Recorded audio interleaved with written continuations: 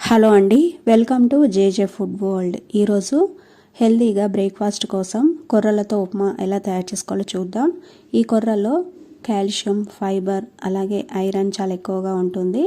బ్లడ్లో షుగర్ లెవెల్స్ని కూడా తగ్గిస్తుందండి. హెల్త్కి అయితే చాలా మంచిది ఇవి. ఇప్పుడు ఈ ఉప్మా తయారీ విధానం చూద్దాం. ముందుగా ఒక గిన్నె తీసుకొని అందులోకి ఒక బౌల్ లేదంటే గ్లాస్ నిండుగా కొర్రలు వేసుకోవాలి.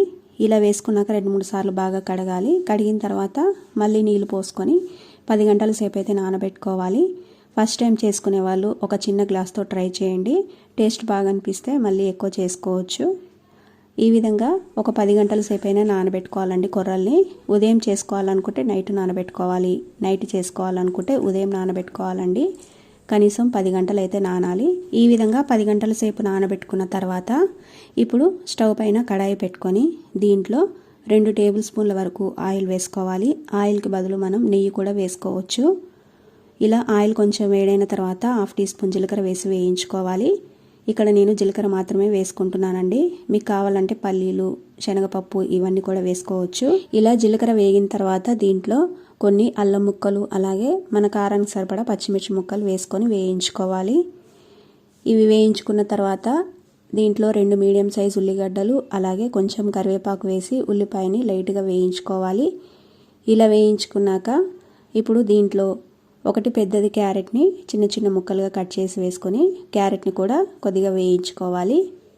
ఇలా వేయించుకున్నాక 2 మీడియం సైజ్ టమాటాలను కూడా కట్ చేసి వేసుకొని టమాటా కొంచెం మెత్తగా అయ్యే వరకు ఉడికించుకోవాలి. టమాటా వేసుకున్నప్పుడే పసుపు కావాలంటే ఒక 1/2 టీ స్పూన్ వరకు పసుపు కూడా వేసుకోవచ్చు. ఈ విధంగా టమాటా కొంచెం మెత్తగా ఉడికిన తర్వాత ఇప్పుడు దీంట్లో మనం కొర్రలు తీసుకున్న కప్పుతోటే 4 కప్పుల వరకు నీళ్ళు అయితే పోసుకోవాలి. ఇలా నీళ్లు పోసుకున్న తర్వాత తగినంత ఉప్పు కూడా వేసుకోవాలి. ఇలా వేసుకున్నాక ఈ నీళ్ళని ఒక పొంగు అయితే రానివ్వాలండి. ఈ విధంగా ఎసరు ఒక పొంగు వచ్చిన తర్వాత ఇప్పుడు దీంట్లో నానబెట్టుకున్న కొర్రల్లో నీళ్ళన్నీ వంపుకొని కొర్రలు వేసుకోవాలి.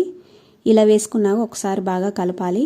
కలుపుకున్నాక హై ఫ్లేమ్లో ఒక 2 నిమిషాలు అయితే ఉడికించుకోవాలండి కలుపుకుంటూ. ఇలా ఒక 2 నిమిషాలు మాత్రమే ఉడికించుకోవాలండి. ఎక్కువసేపు హై ఫ్లేమ్లో ఉడికించుకుంటే నీళ్ళన్నీ ఇంకిపోయి ఉప్మా కొంచెం పలుకుగా ఉంటుంది.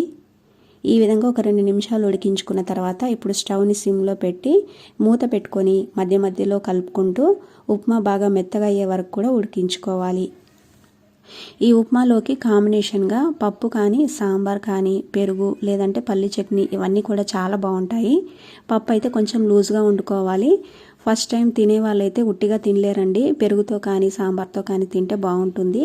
ఈ విధంగా ఉప్మా అంతా కూడా దగ్గరగా ఉడికి మెత్తగా అయ్యే వరకు కూడా సిమ్లోనే ఉడికించుకోవాలి. చివర్లో కావాలంటే కొత్తిమీర కూడా వేసుకోవచ్చండి. అంతేనండి, కొర్రలతో ఉప్మా రెడీ అయిపోయింది.